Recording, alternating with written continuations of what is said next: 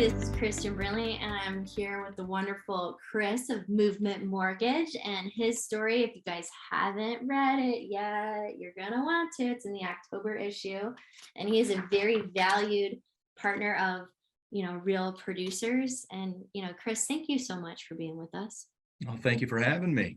Absolutely. Hey, man, so I want to, because you're a humble guy, and I didn't even know a couple of these things in here. I love the #1 dad award for your kids. um, and but top 50 nationally out of 2000 at Movement Mortgage, and 200 million the last 4 years in production. Like you get it done, and you're pretty humble about it. Yeah. Well, we're that's the goal. We're a little under that $200 million mark, but we're optimistic by the end of the year that we'll get there. Absolutely. And the last 3 years too, right? So like, it's an honor to have you as a partner. And Thank you. do you always think you'd be a lender? Like, tell us how that happened. A little wild story. I'm one of the unique ones who actually grew up in this area. So I know we live in a very transient area, and it's hard to find one that was born and raised. So how I initially got into the business was through a family member. I grew up in the business. My mother and stepfather were actually real estate agents, and that's kind of what got me on my start here.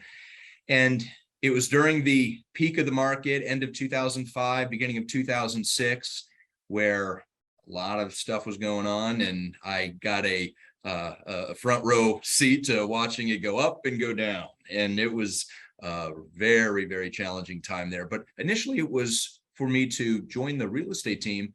But right after I got licensed, it was kind of this pivot to lending. And at that point in time, we didn't need to be licensed at that point. It was trying to figure out math again, because math wasn't really making a whole lot of sense at that point. And so, but what happened was I got to ride that wave, went back into real estate for a number of years, and then about 8 years ago, got back into lending. So that's where the article there says lending to real estate and back again. That's kind of my story. What do you think's been the biggest challenge and maybe the biggest reward in your business?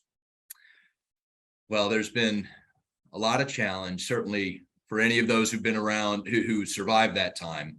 Kind of getting into the business at that point was certainly a huge challenge, and not really understanding why it was happening at that point. I mean, I was pretty fresh out of college, and trying to make my way. And so we're like, this business is really challenging right now. It's not sure if I made the right decision or not, but I knew at that point that if I could learn the lessons, really lean into some people who had been in the business for a long time, and that there was there was a light at the end of the tunnel. And so I would say without question in my career, that was the toughest thing to overcome and to survive. But there were a lot of great lessons that were learned. I mean, just the ability to see what you could actually take, how strong you're going to be as a person. And it really showed how bad do I want to be successful in this business. And so I was grateful. I wouldn't want to go through it again, but I was grateful for the lessons learned there. And, I still kind of live by those today. What's been most rewarding, do you think? Well, other than my family, my kids, professionally speaking, I would say that over the years, there have been so many great relationships made, not only with partners, but also clients that I've been able to see kind of grow into their home, use real estate as a vehicle of wealth creation, help them buy. I've helped a number of people buy their move up home, or I've helped finance their move up home. It really, at the end of the day, for me anyway, I'm a very relationship driven individual, and it's much more beyond the numbers for me. I mean, the numbers are great, but if you do a good enough job and you treat people well, the numbers are sort of a byproduct in my mind. And so I love, just as cliche as it sounds, I just love helping people and seeing people win, seeing people succeed in the vehicle of real estate. So, that kind of leads in perfectly. Like, what do you think sets you apart, like makes you different, Chris? Yeah. Well, I like to say that I'm kind of an imposter here on the lending side. I tend to look at lending through the eyes of a realtor.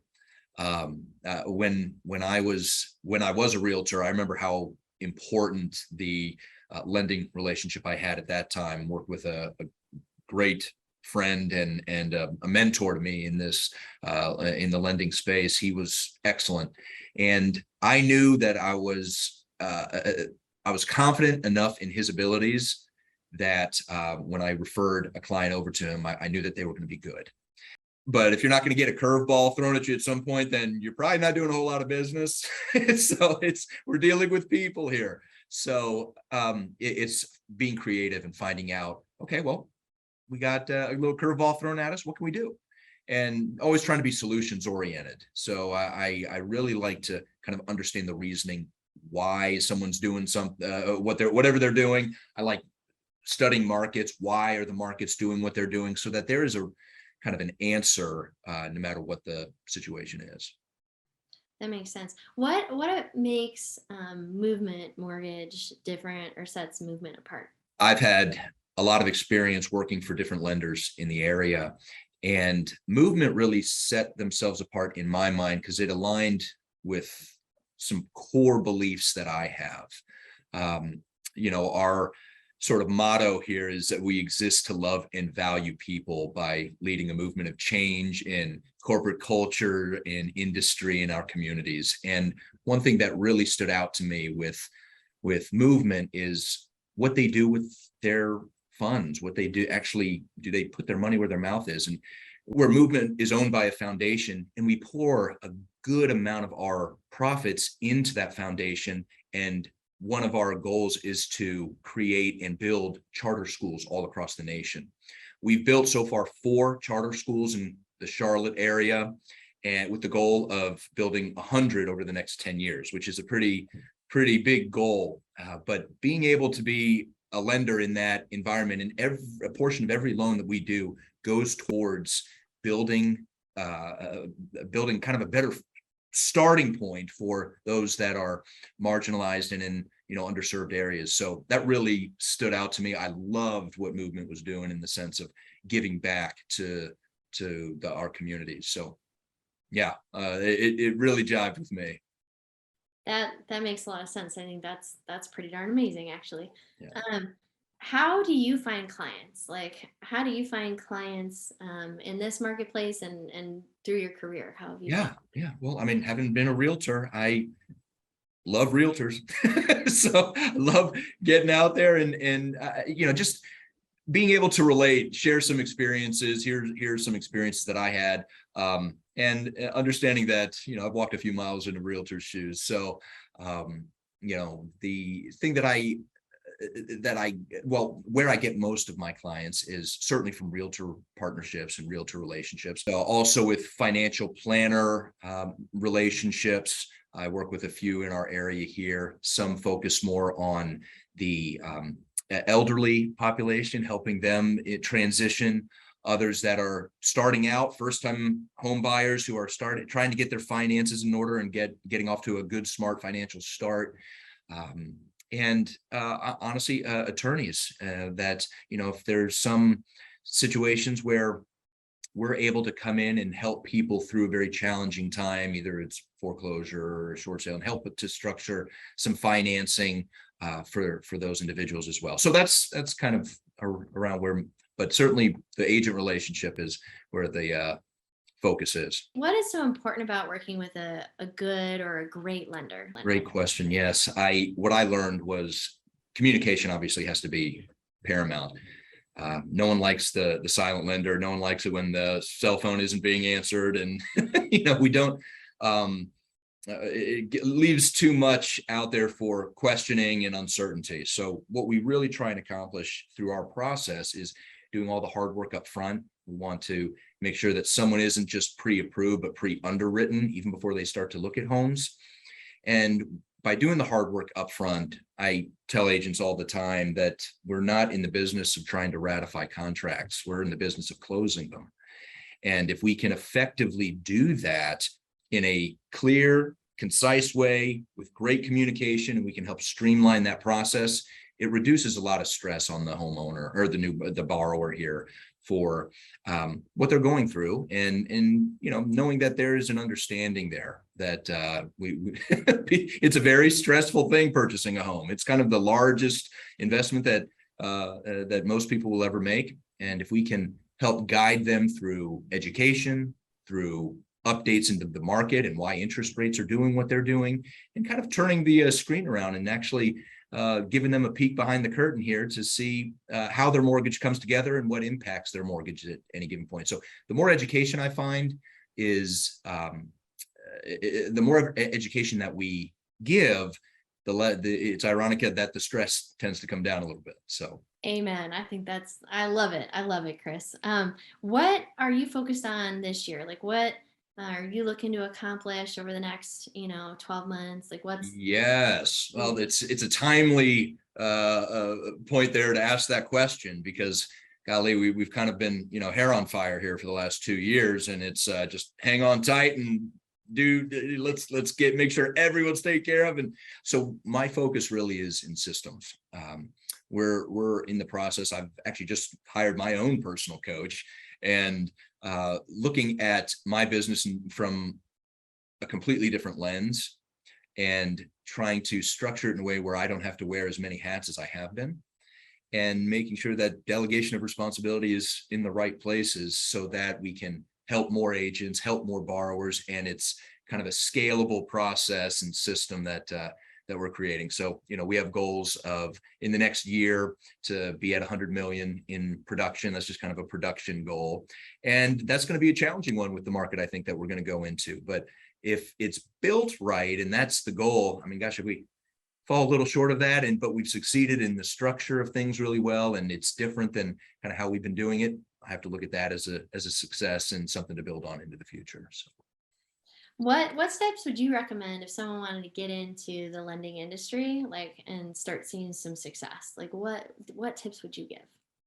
Oh gosh, I think from my own experience, I can answer that from the real estate agent's perspective and the lender's perspective. I mean, both. I certainly benefited from a mentor, aligning myself with someone who I trusted and someone who I felt cared about seeing me succeed. But I also got to lean into all of their experience. So as a realtor, I was part of a team when I had first started coming out, and it was great to hear all of the scenarios that were getting discussed around the table. And I'm like, wow, you learn that one. Don't want to repeat that one. There's so much to learn, but also you don't need to reinvent the wheel here. I mean, I like that quote says success leaves clues. Oh, I'm not smart enough to create a new wheel here. I mean, let me learn from those who've gone before me, and doing it in the right way is I think that it requires a bit of humility, but also that it can be a very, very beneficial thing and help kind of propel you into some quicker success into the future. So yeah, that would be, I mean, either one. That's how we all learn, right? I feel like that was a great answer. And that right there left some clues for people, I believe. So what is one inside tip that you would give others in using your business? Sure. Well, if I'm going to be talking with a client, I'm going to say, don't be afraid of us. we don't bite. But I've found that a lot of people are pretty nervous in talking to the money guy. And certainly with those who have challenging credit or something that they may look at that they're embarrassed by in their past. And what I would tell you is you don't know where you can go until you know where you start. And that's the starting point. And you'll feel a heck of a lot better once you know where you start and you have some marching orders and some things that we could actually do to help improve or guide you through that process. And you'll feel a lot better about it as you move forward. And gosh, for realtors, if they were to share like, all right, what's one important thing? It's setting the expectation with your clients of, okay, they're going to ask you for documents, and here's going to be the process up front. Working with me, we ask for those documents pretty early in the process so that we know that there's not going to be any red flags popping up on us, none that we see from the beginning. It's the worst case scenarios when people are getting pre-approved and we don't have all the documents that we need, and then it becomes a 911 drill at the end when you're about to settle. That is something that I do not want to be a part of at all. So doing the hard work up front makes all the difference. The business can be stressful enough. I know most of the realtors who listen to this can really experience, feel that, and there is a lot of things that go into being successful in this business that kind of goes unmentioned. That from the outside looking in, it looks like it can be real easy, but it is a grind, and it is a very high failure rate, quite honestly. So for those who have succeeded, hats off to you. It is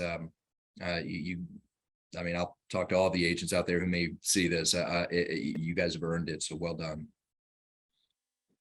Amen. Okay, so we were talking quotes and stuff earlier. What are some of your favorite quotes, or a favorite quote of yours? Yeah. I got a couple of them. So one I always use my dad gave me one. And this is, your dad tells you all kinds of stuff when you're growing up, but for whatever reason, this one stuck with me. He says, son, listen to the words, but watch the feet. And what he's just trying to tell me is people are going to tell you all kinds of stuff all the time, but the proof's in the pudding, really. Do they really walk the talk? And that has always kind of stood with me and been a conviction of mine, is if I'm going to say I'm going to do something, I better deliver. Otherwise, don't promise something that you can't. That's kind of a cardinal rule for me, at least for me, that you just don't do. And then the second one, I found out a little bit more recently. And I love it. It's what you learn after you know it all that counts. So we kind of have this idea of there's this humility that still exists, that as long as, you may see some successes, but that doesn't mean that you've reached a peak. It just means that you've reached the next plateau, and now it's time to learn some more, and just living a life of learning. Chris, it's a joy to talk to you about these things, like my core values and things that I appreciate so much, all the nuggets and wisdom you shared during this interview for everyone. So I hope y'all take a bunch from this, because great things. I feel like we're set. And thank you, Chris, for being part of Real Producers. Oh, thank you. Yeah. And well, I'll tell you, Real Producers. I love what you're doing, Kristen, with bringing all so many people together. There's a lot of greatness that can come through the sharing of ideas and relationship that I think is pretty powerful, what you've done. So hats off to you, and thank you for letting me be a part of it. Thank you, Chris. All right. Have a good day, everybody. Thanks, guys. Bye.